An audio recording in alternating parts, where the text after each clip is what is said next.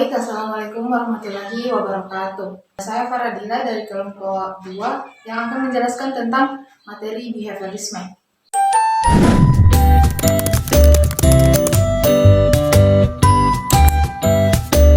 Sebelumnya, saya akan menjelaskan garis-garis besar tentang materi ini. Pertama, yaitu sebelum adanya aliran behaviorisme ini tentu sudah banyak aliran-aliran sebelumnya, namun aliran ini muncul untuk menyempurnakan aliran sebelumnya. Behaviorisme sendiri itu adalah aliran yang mempelajari tentang perilaku yang dapat diamati dan diukur, serta mengabaikan tentang kondisi mental internal. Seperti pada aliran-aliran sebelumnya itu terlalu berfokus pada kondisi mental internal manusia dan juga pengalaman-pengalaman yang telah dialami dan mengaitkannya dengan jiwa. Nah, berbeda dengan aliran ini itu menekankan fokusnya kepada stimulus dan respon, serta perilaku yang dapat diamati oleh indera.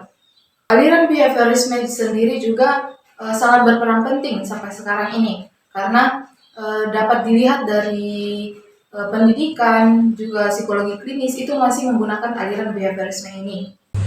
Assalamualaikum warahmatullahi wabarakatuh.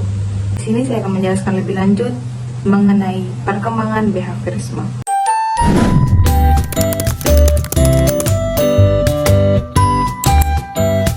Menurut Scott, perkembangan behaviorisme ini berkembang dalam 3 tahap, yaitu behaviorisme Watson, neo-behaviorisme, dan sosio-behaviorisme.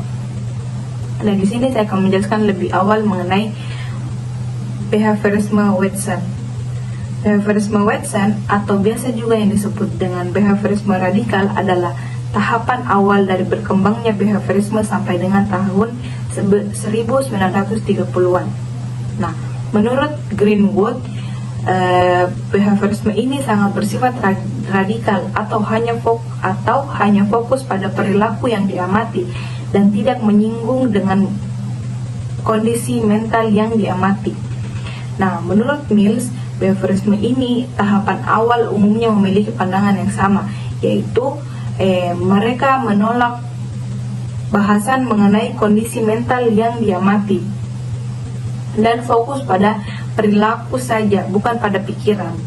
Nah, Mills menilai bahwa penggunaan metode introspeksi diri dalam psikolog adalah langkah yang keliru, dan dia meyakini bahwa yang tepat adalah metode eksperimen atau langkah yang tepat untuk memperoleh pengetahuan mengenai perilaku manusia. Nah, intinya adalah behaviorisme Watson ini, jika dibandingkan antara pendapat Greenwood dan Mills, itu tidak ada perbedaannya. Secara umum itu mereka meyakini bahwa behaviorisme Watson ini hanya fokus pada perilaku saja dan tidak menyinggung pada kondisi mental yang diamati. Next, ada neo-behaviorisme. Nah, neo-behaviorisme ini berkembang pada tahun 1930 sampai dengan 1960-an. Nah, behaviorisme ini bersumber dari Tolman, Hull, dan Skinner. Pada tahapan ini, di tahapan neo-behaviorisme ini sebenarnya tidak jauh berbeda dengan behaviorisme Watson. Di sini hanya ada tambahan dengan pengaruh logikal positivism. Nah, atau pandangan yang sudah mengakui 2 jenis sains, yaitu sains empiris dan sains rasio. Nah, pada tahap kedua ini, behaviorisme sudah mengakui kontribusi faktor kognitif pada perilaku. Tolman mengatakan faktor tujuan ini yaitu adanya intervening variabel yang berpengaruh terhadap perilaku. Nah, sebenarnya pada tahap kedua ini tidak berbeda jauh dengan tahap pertama. Hanya saja di tahap kedua ini sudah bertambah adanya pengaruh dari positivism. Nah, di sini itu juga sudah ada pengakuan tentang dua jenis sains, yaitu sains empiris dan sains rasio. Selanjutnya, saya akan menjelaskan mengenai teori terakhir atau sosio-behaviorisme. Sosio-behaviorisme ini berkembang pada tahun 1960 sampai dengan 1960-an. Teori sosio-behaviorisme ini digagas oleh Albert Bandura dan Rotter. Nah, Bandura mengkritik behaviorisme radikal yang menganggap hubungan antara perilaku dan lingkungan bersifat deterministik. Ia meyakini social learning theory atau terjadinya interaksi antara perilaku, kognisi, dan lingkungan manusia bisa diperoleh melalui modeling. Nah, selain itu, Bandura menyampaikan gagasannya mengenai perlunya konsep efeksi diri dalam mendorong muncul suatu perilaku. Nah, sedangkan Rotter menyampaikan gagasan mengenai locus of control atau pentingnya persepsi mengenai hubungan antar perilaku dan penguatan. Nah, maksud dari tahap sosio-behaviorisme ini adalah di tahap sosio-behaviorisme ini sudah mulai lebih berkembang lagi karena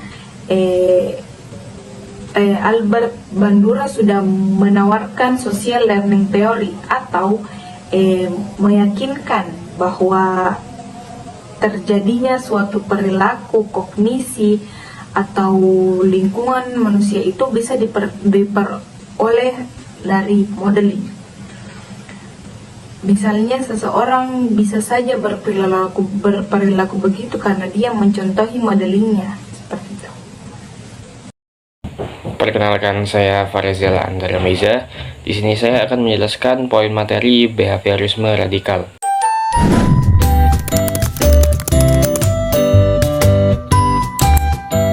Secara garis besar, behaviorisme radikal lebih fokus pada perilaku yang bisa diamati. Behaviorisme menggunakan metode eksperimental dan mempelajari perilaku dan menganggap teori yang dicapainya bisa digeneralisir terhadap semua perilaku. Behaviorisme radikal diikuti oleh beberapa tokoh. Tokoh yang pertama ada Ivan Pavlov.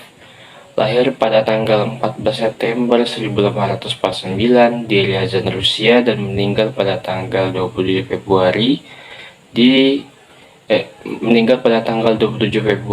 1936. Pavlov mempunyai kesadaran bahwa semua perilaku adalah refleks yang disebabkan oleh stimulus tertentu. Namun demikian, karena adanya hambatan, refleks tersebut kemudian terhambat. Contoh penelitiannya dari Ivan Pavlov. Anjing secara alamiah tidak akan mengeluarkan air liur ketika mendengar suara bel. Namun jika dikombinasikan antara suara bel kemudian didatangkan sebuah makanan, maka anjing akan mengeluarkan air liur. Tokoh berikutnya ada John Watson. Watson lahir di Granville, South America dari seorang ibu yang religius dan bapaknya yang seorang pemabuk. Inti pemikiran dari Watson antara lain bahwa psikologi harus fokus pada perilaku yang bisa diamati dan meninggalkan kesadaran, pikiran, ataupun keadaan mental lainnya. Psikologi harus menggunakan observasi dalam mempelajari perilaku sebagai metode penelitian kesadaran. Berikutnya ada Edward Thorndike. Lahir pada tanggal 31 Agustus 1874, Williamsburg, Amerika Serikat, dan meninggal pada tanggal 9 Agustus 1949. Thorndike merupakan tokoh yang menjembatani antara fungsionalisme dan behaviorisme. Thorndike percaya bahwa perilaku bisa dijelaskan dengan menggunakan hubungan antara stimulus dan respons yang terhubung secara neurologis. Dalam penelitian yang terkenal, Thorndike menggunakan puzzle box dan seekor kucing. Puzzle box ini dibuat sedemikian rupa. Jika kucing tersebut melakukan perilaku tertentu, maka pintunya akan terbuka dengan sendirinya, sehingga kucing bisa keluar dan mendapatkan rewardnya yang dalam bentuk ikan. Berdasarkan penelitiannya tersebut, Thorndike merumuskan trial and error learning, belajar dengan cara mengulang-ulang respons sampai diperoleh respons yang dapat menghasilkan kepuasan. Berikutnya, tokoh terakhir ada Vladimir M. Bekhterev. Bekhterev lahir pada tanggal 20 Januari 1557 dan meninggal pada tanggal 24 Desember 1907. Bekhterev adalah seorang neurolog dan psikiatris kebangsaan Rusia. Salah satu temuan Bekhterev adalah mengenai refleks yang sebelumnya juga dikembangkan oleh Pavlov. Menurut Bekhterev, refleks itu tidak hanya muncul karena unconditional stimulus, tapi juga karena berasosiasi dengan unconditional stimulus tersebut. Seperti rasa takut tidak hanya muncul, seperti rasa takut tidak akan hanya muncul karena adanya ular, tapi juga muncul saat melewati semak-semak. Walaupun ularnya tidak terlihat, namun karena ular tersebut sudah berasosiasi dengan adanya ular. Halo semuanya, perkenalkan nama saya Fatimah Erlana Arfi Fauzia. Di sini saya akan menjelaskan mengenai salah satu aliran di dalam teori behaviorisme, yaitu aliran neo-behaviorisme.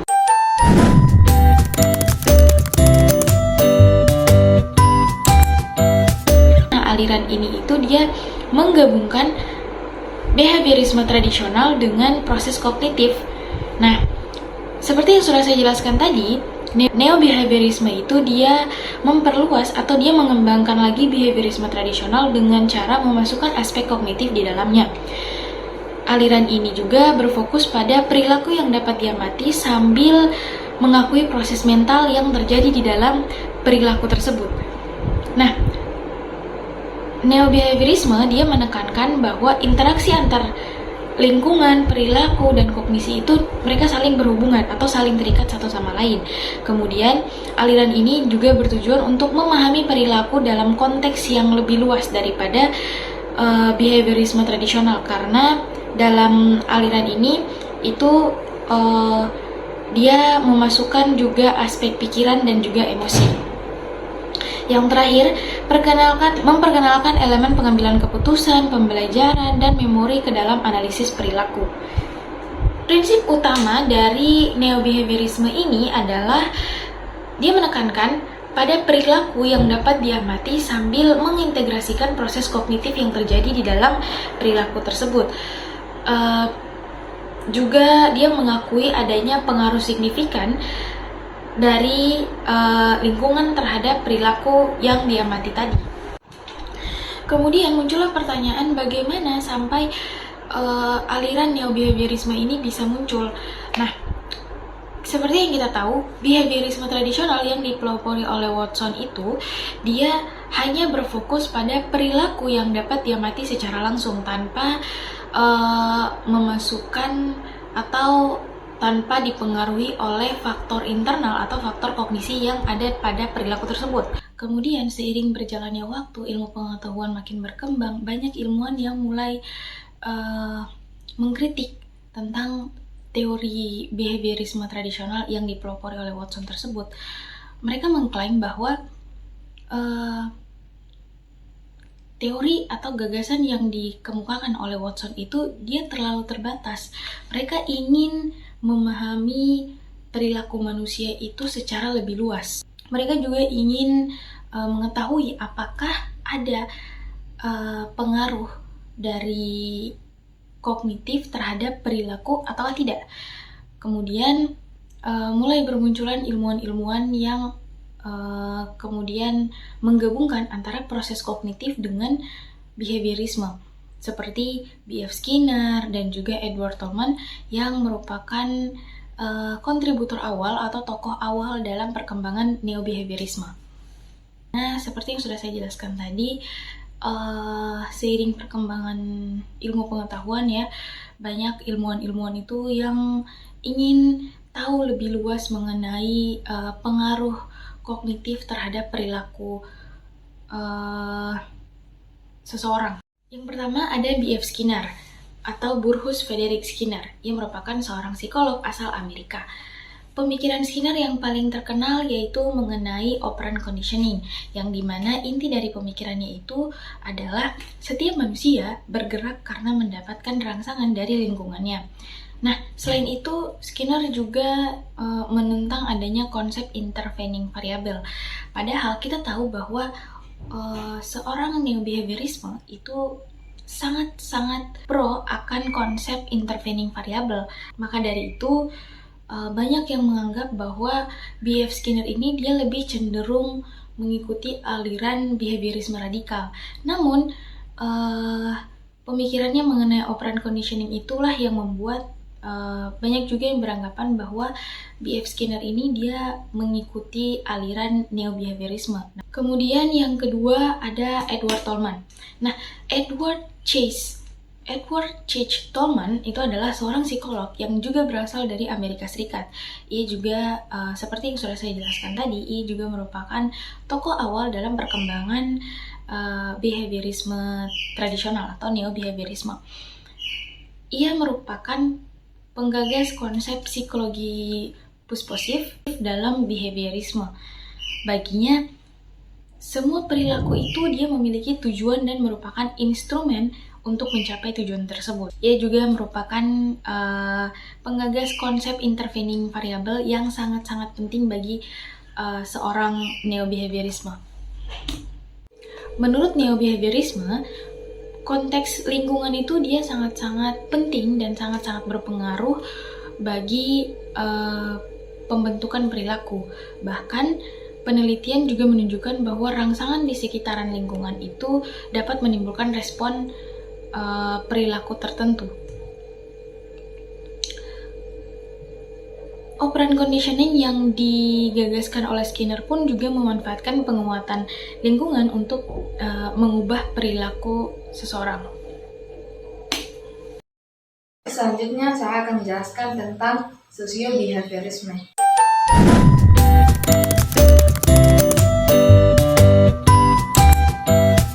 Sosio-behaviorisme adalah cara pandang psikologi yang menyatakan bahwa perilaku itu merupakan hasil dari interaksi individu dengan lingkungan sosialnya. Pada teori ini juga tidak hanya berfokus pada stimulus dan respon, melainkan mempertimbangkan bagaimana faktor sosial mempengaruhi perilaku seseorang.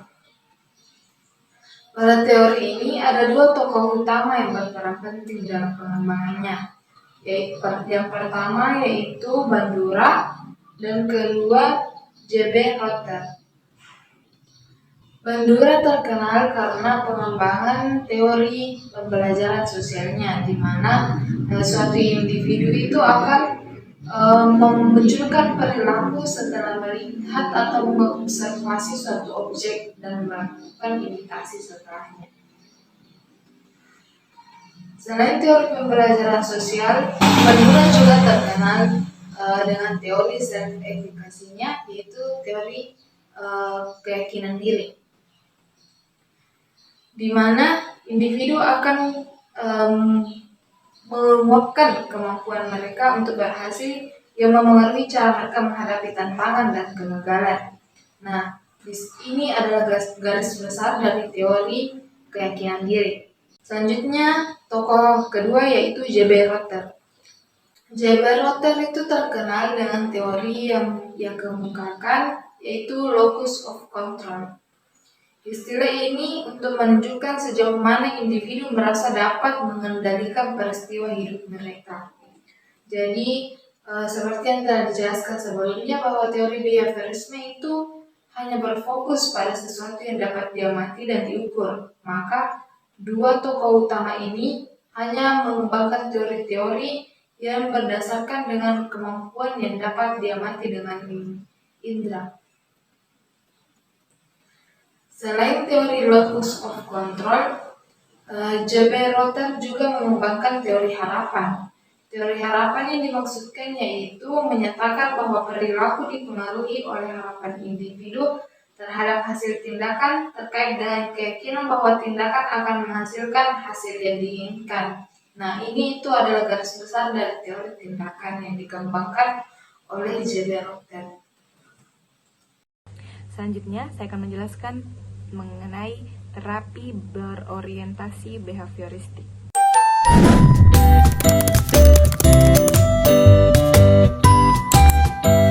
Nah, behaviorisme ini tidak hanya terbatas pada penjelasan-penjelasan teoritis mengenai perilaku. Behaviorisme juga berupaya menerapkan penjelasan teoritis tersebut untuk melakukan perubahan dan pengendalian perilaku. Nah, pertama itu modifikasi perilaku. Nah, modifikasi perilaku ini lebih merujuk pada terapan ilmiah dan praktik profesionalis dengan menganalisis dan memodifikasi perilaku. Nah, memodifikasi perilaku ini berupaya untuk mengidentifikasi hubungan antara stimulus lingkungan dan munculnya suatu perilaku sehingga bisa diketahui latar belakang munculnya perilaku tersebut atau sebab akibat. Nah, berdasarkan pemahaman mengenai faktor-faktor lingkungan yang memengaruhi perilaku tersebut, terapis modifikasi perilaku kemudian merencanakan program perilaku dengan menggunakan prinsip-prinsip prosedur yang diturunkan dari prinsip-prinsip perilaku. Nah, maksudnya dari modifikasi perilaku ini, behaviorisme itu sudah bisa melakukan perubahan dan pengendalian perilaku. Nah, kita bisa menilai dari apa yang dia perbuat, kita bisa nilai dari latar belakang orang tersebut. Seperti itu. Nah, contoh lainnya adalah jika saya melihat seseorang memukul, tetapi sebelumnya saya melihat dia dicopet. Jadi pikiran saya adalah dia memukul karena dia sudah dicopet, karena dia barusan dicopet. Dan terdapat beberapa karakteristik dalam memodifikasi perilaku, yaitu pertama fokus pada perilaku, kedua dipandu oleh teori dan filsafat behaviorisme, ketiga berdasarkan prinsip-prinsip perilaku, keempat penekanan pada current environment event, kelima prosedur modifikasi perilaku dibuat secara spesifik dan detail, keenam treatmentnya bisa diterapkan dalam kehidupan sehari-hari, kedelapan pengukuran terhadap perubahan perilaku. Selanjutnya tidak menekankan pada kejadian masa lalu yang dianggap sebagai penyebab dari suatu perilaku. Dan terakhir, penolakan terhadap perumusan hipotesis mengenai penyebab dari suatu perilaku. Baiklah, materi berikutnya saya akan menjelaskan tentang Applied Behavior Analysis atau bisa disingkat ABA.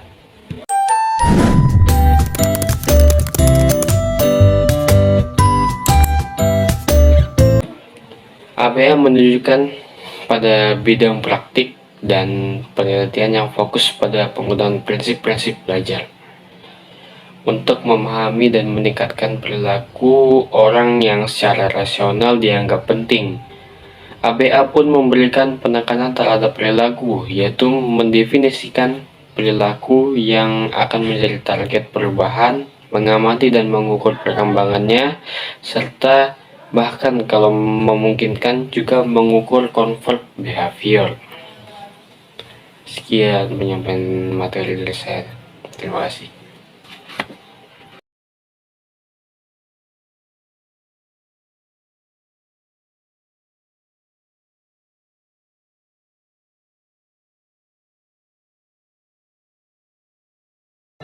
You do.